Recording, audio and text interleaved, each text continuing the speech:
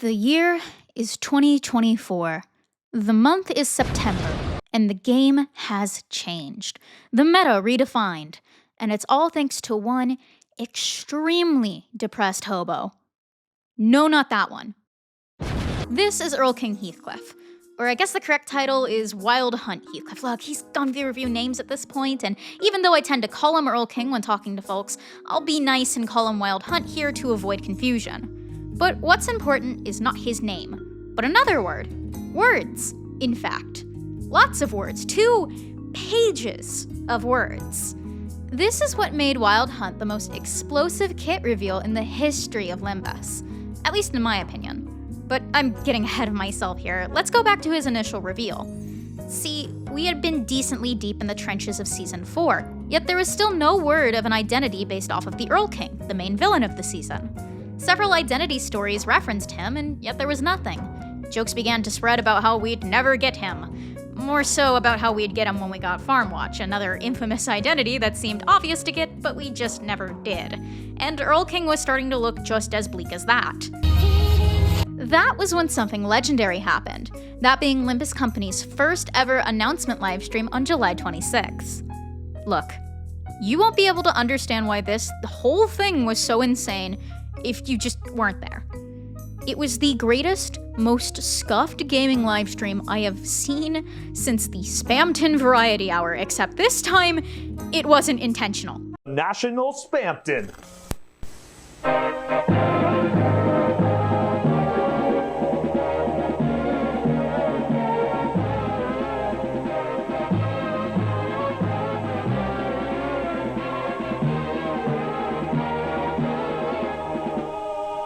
Anyways, that's not important. God bless Spamton. What is important is that in the middle of it, this happened. 그다음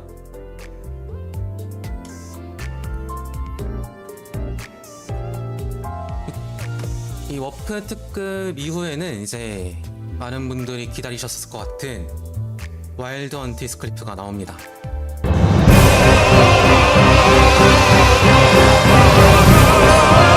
After that wet fart of a drop, we got to see a sneak peek of what he'd do. Let's see, he'd be able to summon the horse, cool. Revive dead allies, okay. And a unique counter that functions like counters in Library of Ruin. Oh, that just means he straight up has a 4th skill. Oh, goodness. And this is just the sneak peek. This is just what they wanted to tease us with. I think my favorite part about all of this is right before the slide that showed Wild Hunt Heathcliff was gonna be a thing, they had shown off that we'd be getting a Heathcliff identity for the next event. So like, we all saw this and went, well, pack it up guys, that means no Erlking, no way we'd get 2 Heathcliffs back to back. Absolutely legendary. Anyways, one event later and it's finally Erlkinging time. Project Moon puts out a hype trailer and then puts up the kit on their Twitter. And with these 2 images, the community broke for a solid day. Not only was it 2 pages of info, which was completely unheard of, but what was described itself was bonkers. Do more damage for X coffin. X, but you can have more of the horse? How can one have 2 horses? Okay. And it's like, surely this is a fluke, right? Wild Hunt is a really big deal. It's a unit they went above and beyond with. The most devious bait banner I've seen in my life since I will now use the Reinhardt. Seeing as they were doing a Walpurgisnacht right after.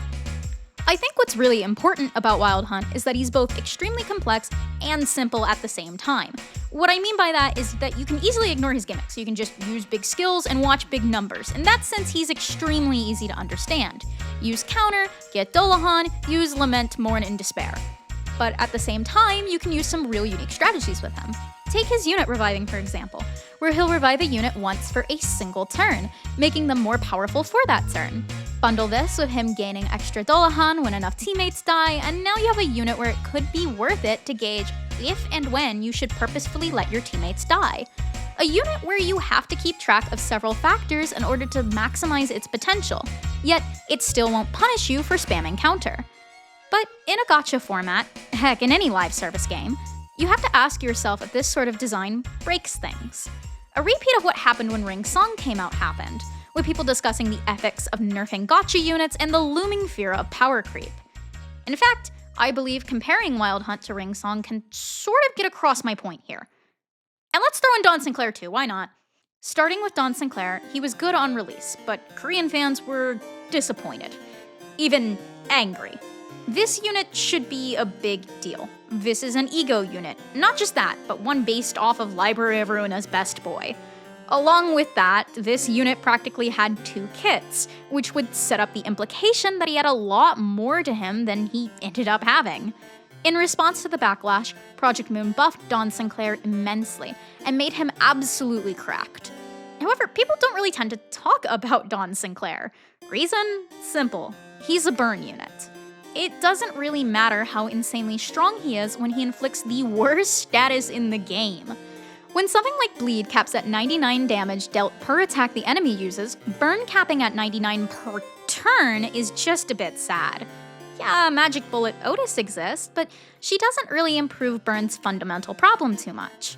Don Sinclair should have rose more concerns from the community. In any other game it would have, but it simply didn't because he was held back by his very purpose being outclassed.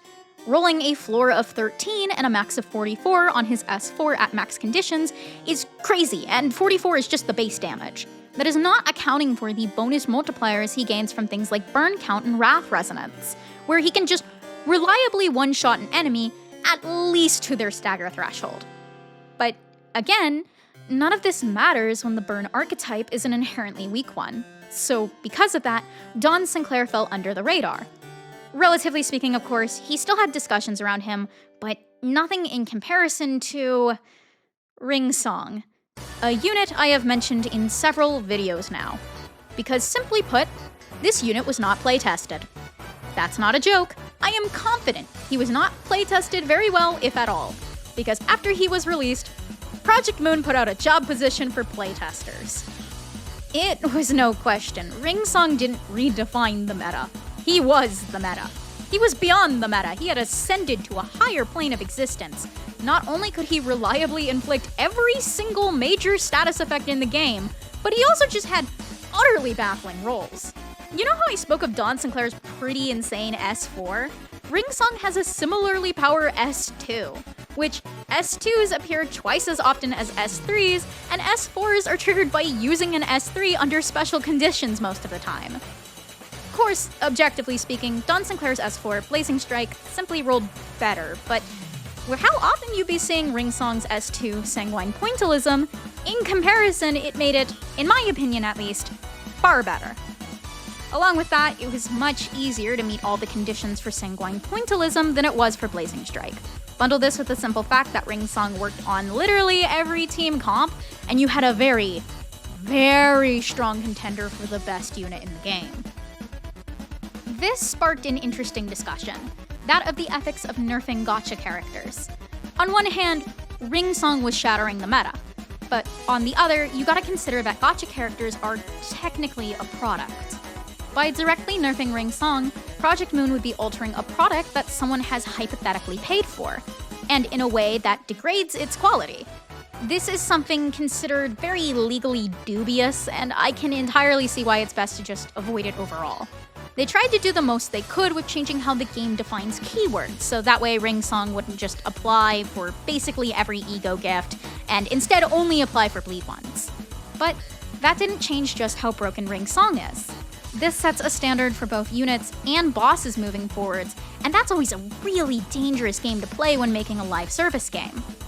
Through the ripples made by Don Sinclair and the cracks made by Ring Song, Wild Hunt Heathcliff had the means to completely shatter everything we'd come to expect from this game. 2 pages of information is simply the catalyst for all this, a sign of what's to come. But I'm gonna be honest, I don't think anyone was anticipating just how fast it came. See, as mentioned prior with Don Sinclair, while Purgus Nox are a big deal for 2 reasons. 1, they serve as collab events with the prior games from the Project Moon series, for the whole 20% of Limbus fans who have even played those. Hence why people were so worked up about Don Sinclair. A standard was set by the character he's based off of, and when that standard wasn't met, disappointment. 2, this is the only time where you can't use shards, an infinitely grindable resource, to just buy new units outright. You had to gamble. This is exactly why we assumed Wild Hunt, although very strong and very cool, was bait. You know, with the changing meta, At the very least, I feel like we could be comfortable in assuming that the new meta definers would remain as such for their respective centers. Sure, Walpurgis Nox tend to introduce really strong units, but they're more for fan service than anything else. And besides, we knew one of them was gonna be Yi Song, who just got a meta-defining identity. Surely Project Moon wouldn't go upsetting the meta they just re-established a whole 2 months ago. So let me say the obvious first. Red Eyes Ryoshu is the third bleed-based Ryoshu identity. Back when Chef Ryoshu came out, I'd argue she didn't fully eclipse Kurokumo Ryoshu. Like, Kurokumo Ryoshu could inflict a good amount of paralyze and offense down, while Chef Ryoshu was stuck with HP healing down, which is a status I constantly forget exists. Red Eyes Ryoshu may be bleed-based, but I'd argue it's unimportant to her usage overall. Not because her bleed inflictions are bad, no, certainly not. It's just, she's so good, she works on basically any team. She does best on bleed or charge teams, similar to the R-Corp units that aren't Ishmael. But her rolls are insane either way, and her charge is entirely self-sufficient. Now, you might be saying that she already has a charge ID, a very good charge ID at that, alongside her several bleed IDs. But you see, Red Eyes is different, because she has 2 different forms of charge, one for each page she got describing her kit. The big thing that makes her cracked is her S4, Serious Skullbuster, which, like, look at this, I don't need to explain this.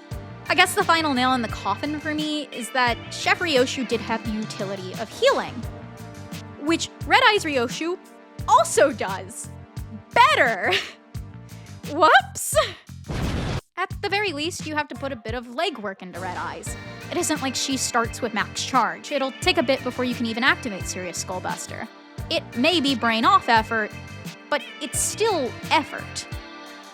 Solemn Lament, Yi Song starts with 20 bullets that can be reloaded infinitely. His bullets are divided into 2 types, one for each page he got describing his kit. So basically, Lament Yi Song requires next to no setup. He is set up from the get-go, and you don't have to even worry about the bullets. He'll reload on kill, on guard, and upon using his S3. When used against an enemy without sanity, his S3 is on par, if not better than Red Eye Ryoshu's S4. Generally speaking, he blows Spice Bush Yi Song out of the water. Spice Song only has the upper hand in having an AoE attack, and the ability to inflict Sinking Deluge. But in nearly every other case, Lament Yi Song is just straight up better. Wild Hunt Heathcliff had just released, and we already had 2 units that matched his strength and utility. One of which was now standing toe-to-toe with Ring Song, who just altered the meta in a fundamental way. Man, Yi Song really seems to get all the best IDs. You are my most favorite creation. Well, okay, these units are only so detailed with their busted moves in 2 pages because they're Walpurgis Nox units. But even still, a fear was expressed. Not only one of power creep, but feature creep. What if we reach a point where new units are so complicated that they trivialize prior units simply by having more words on the screen? Then the first ID post-Walpurgis Nox was announced, Devyat Rodion, who, you guessed it, has 2 pages explaining her kit. The meta had officially been snapped in 2, specifically into 2 pages, but despite this immediately giving the impression that she would continue to carve her way into what was starting to become a worrying new meta, something interesting happened when she dropped. And that thing was nothing. Silence.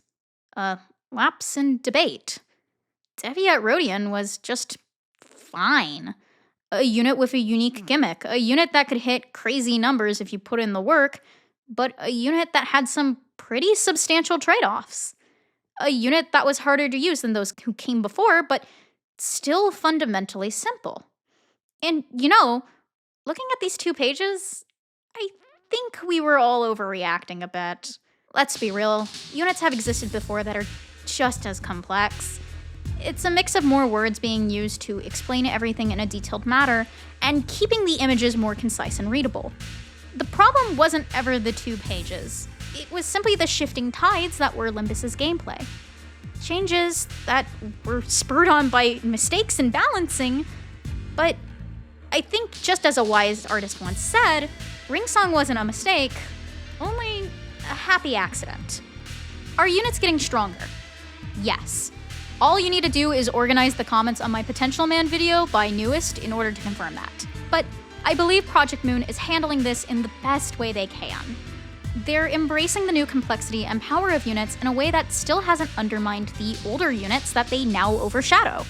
Primarily, they've been doing this through the new chain battle system, which encourages players to use more units overall and actually weigh the pros and cons of letting units die.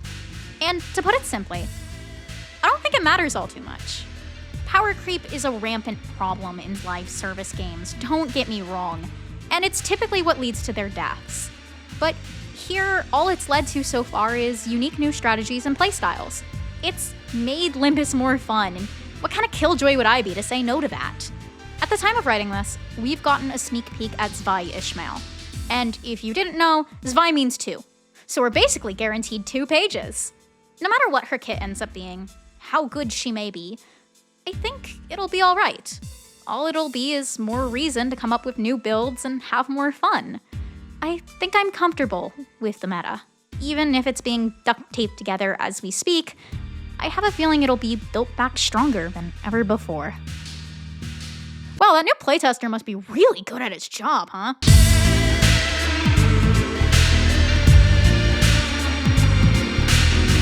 As always, a big thank you to the $5 patrons on screen, as well as Arcanon, Jupetta, Dist, Rain, Ariaverse, and Fish Gaylord. You might be staring at the screen and wondering why I don't have the little sticky note doodles that I usually do. It's because if you don't keep up with my community posts, I don't assume you do. I just got out of surgery.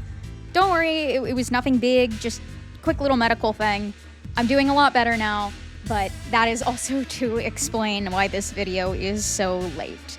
So thank you for understanding, and I will see you in the next one.